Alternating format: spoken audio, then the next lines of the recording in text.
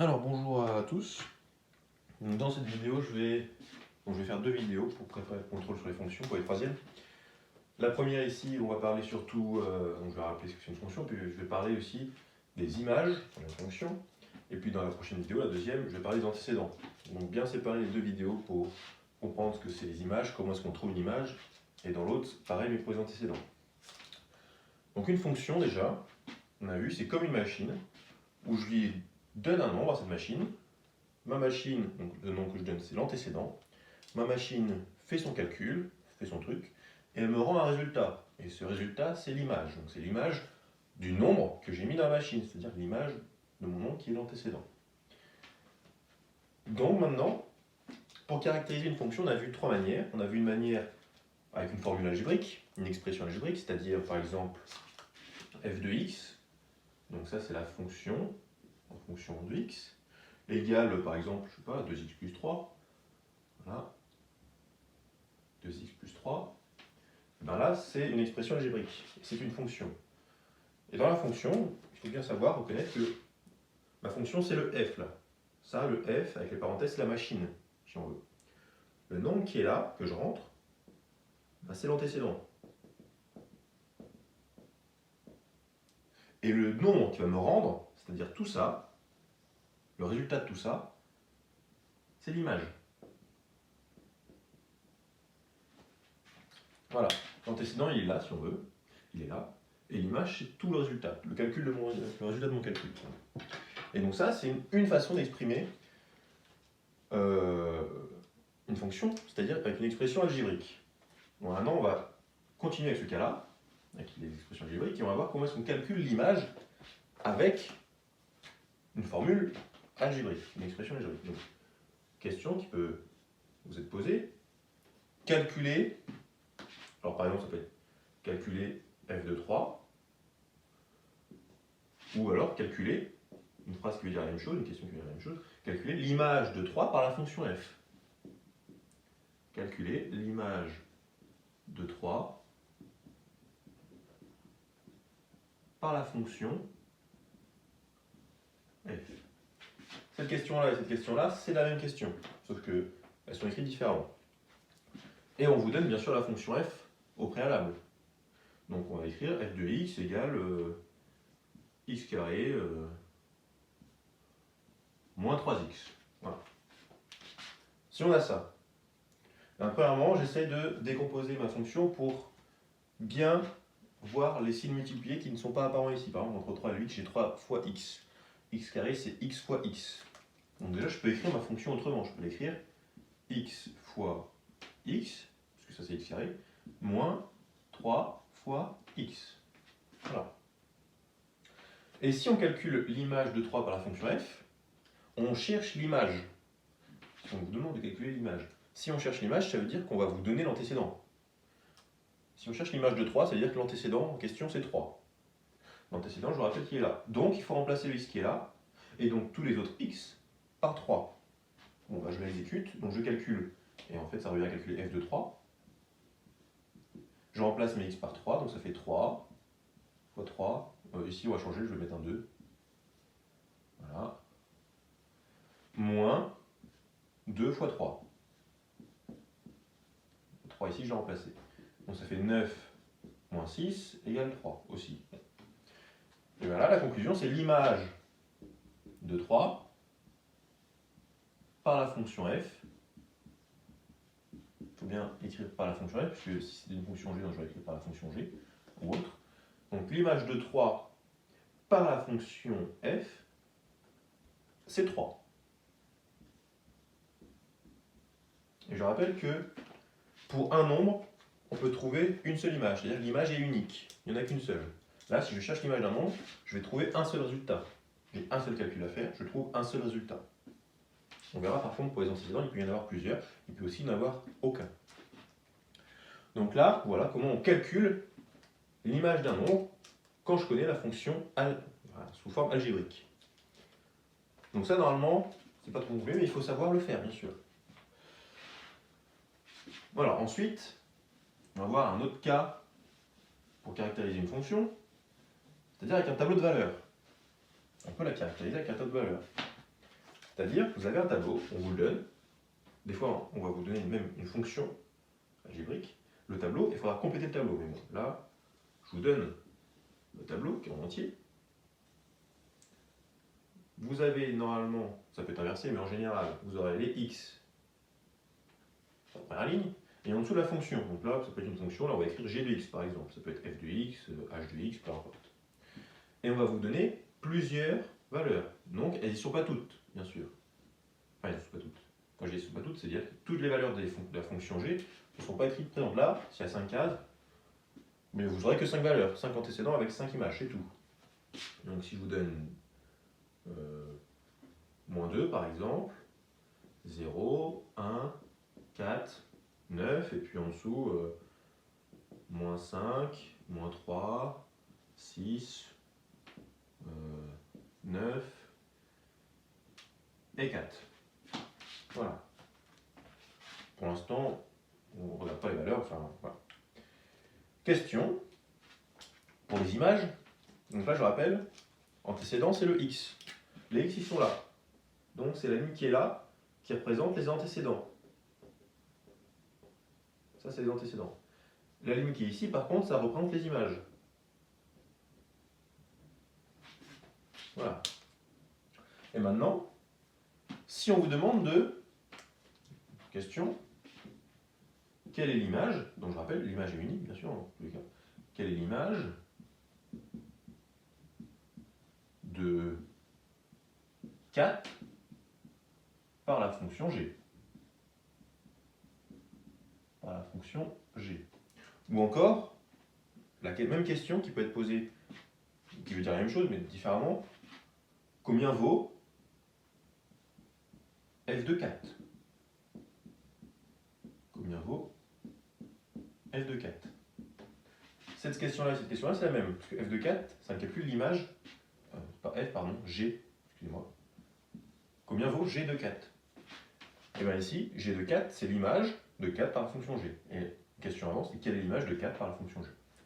Bon, bah ici, si on cherche l'image g de 4, ça va nous trouver l'image. La question, c'est quelle est l'image de 4 par la fonction g?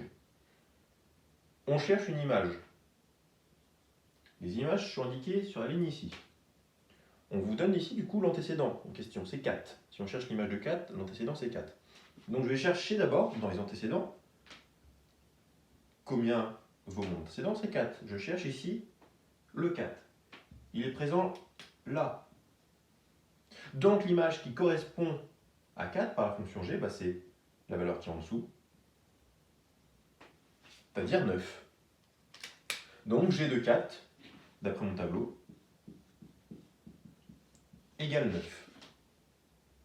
Si on vous demande de calculer g de 0, enfin combien vaut g de 0, l'antécédent c'est 0, sa valeur c'est moins 3. Donc g de 0 vaut moins 3. G de 0 vaut moins 3. G de 1 vaut 6. G de moins 2, donc g de x quand x vaut moins 2, ça vaut moins 5. G de x quand x vaut 9, ça vaut 4. Et ainsi de suite. Donc ça c'est une deuxième façon de caractériser une fonction et de trouver une image quand on vous donne un tableau de valeurs.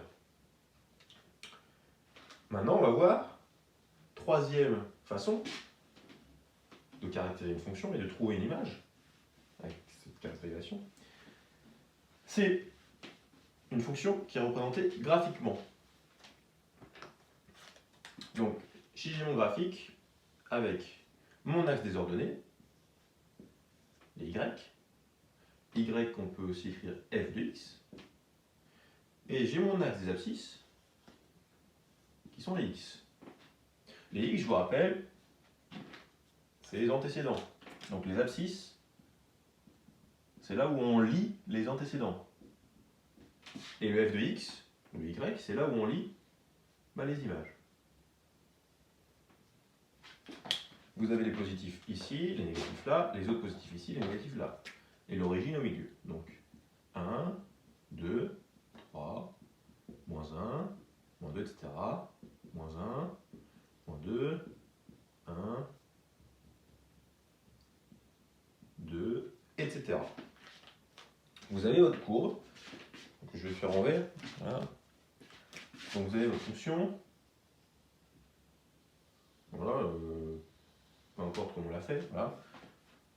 Et si on vous demande de, alors ça va être pareil, trouver graphiquement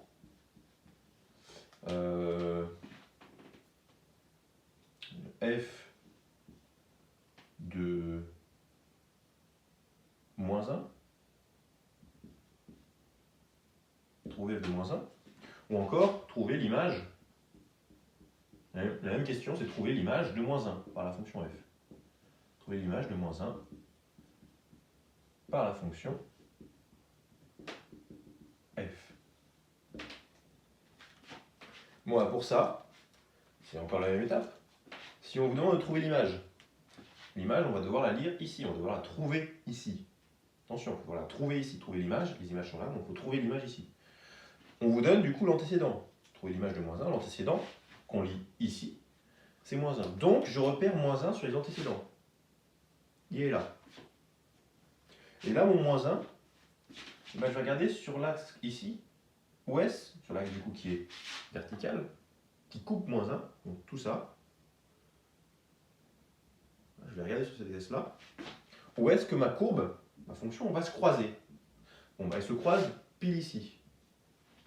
Et après, je relie ce point-là, du coup, à mon axe des images, donc à mon axe des ordonnées, pour trouver la valeur. Ma valeur, du coup, c'est 0. Donc f de moins 1, ton image, c'est 0. Si on vous dit f de moins 2, f de 3, allez. Trouvez f de 3. Ça veut dire que l'antécédent, c'est 3. Bon, c'est pareil. Je regarde sur les antécédents, 3, il est là. Je regarde sur l'axe vertical. Où est-ce que va croiser ma courbe? Elle croise ici. Et après, je repère sur l'axe des ordonnées combien ça vaut. Et donc là, j'ai ma valeur. Bon, c'est environ 1,8. Donc f de 3, son image, c'est environ 1,8. Voilà. Là, j'ai réussi à trouver les images graphiquement. Donc voilà un peu tout ce qu'on a sur les images, les fonctions. Sur les images avec les fonctions. Je vais enlever ça maintenant. Je vais faire un petit dernier rappel aussi, avant de passer à une autre vidéo sur les antécédents. Faire un petit dernier rappel sur comment est-ce qu'on peut produire une expression littérale si on connaît par exemple un programme de calcul ou géométriquement une figure avec des longueurs. Si on vous donne un programme de calcul où on vous dit choisir un nombre,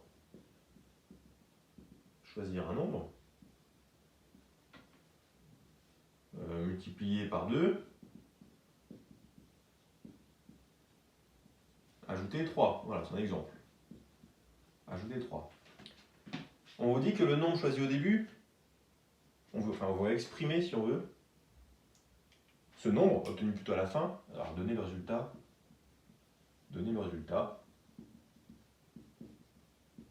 Voilà. On vous dit qu'on veut exprimer le résultat, qui s'appelle n, en fonction du nombre choisi au départ, qui va s'appeler x. Voilà. Donner le résultat n en fonction du nombre choisi x. Et donc là, on peut l'écrire en fonction, donc comme une fonction, mon résultat n, si je l'exprime en fonction de x, et bien il va s'écrire x, je choisis x, multiplié par 2, et j'ajoute 3. Et ça me ressort tout ça, du coup, le résultat n. Donc mon résultat en fonction de x s'exprime 2x plus 3. Et après, à partir de ça, vous pouvez calculer éventuellement l'image de cette fonction. C'est-à-dire si on vous donne en nombre de départ comme antécédent x égale 2, vous faites 2 fois 2 plus 3, ça fait 7. Donc l'image de 2 par la fonction n est 7. Le résultat donné à la fin sera 7. Voilà aussi comment est-ce qu'on peut trouver une fonction. On vous donne un programme de calcul. Ça peut être aussi avec des formes géométriques, avec des périmètres, par exemple une fonction où vous exprimez le périmètre de la figure et qu'on connaît les côtés qui font x, x plus 2, etc., etc. Voilà. Donc voilà pour cette vidéo. Et puis il y aura une suivante, soit les antécédents.